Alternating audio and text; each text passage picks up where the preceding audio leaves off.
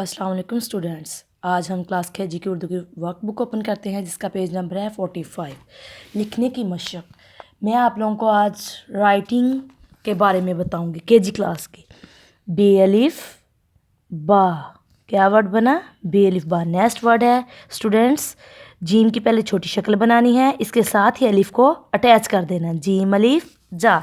Next word है scene की सबसे पहले छोटी शक्ल बनानी है, इसके साथ ही अलिफ को अटैच कर देना। सीन अलिफ सा। आगे है नेक्स्ट वर्ड ज़्वाद अलिफ ज़ा। ज़्वाद की पहले छोटी शक्ल बनाने के साथ साथ इसको साथ ही अलिफ को अटैच कर देना है।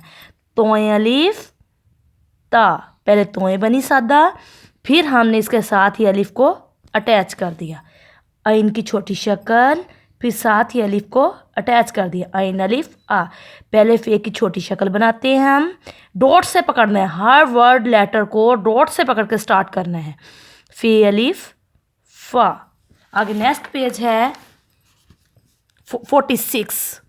काफ की पहले छोटी शक्ल बनानी है, काफ अलिफ का।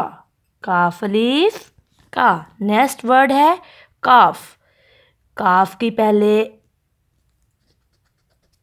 काफ को सबसे पहले आप लोगों ने वन सीधा बनाना है, फिर आप लोगों ने ऐसे फोल्ड कर देना है। फोल्ड करने के साथ ये वर्ड बन गया काफ अलिफ का। और ये गाफ अलिफ गा, क्या वर्ड बना? गाफ अलिफ का।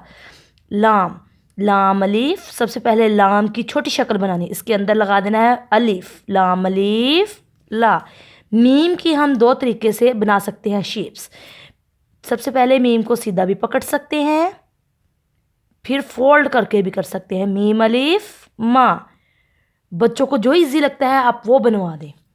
नून अलिफ, नून की छोटी शक्ल सबसे पहले, फिर इसके साथ ही अलिफ अटैच कर देना। नून अलिफ ना। हे अलिफ हा, हे की छोटी शक्ल, फिर इसके साथ ही अलिफ को अटैच कर देना है। हे अलिफ हा।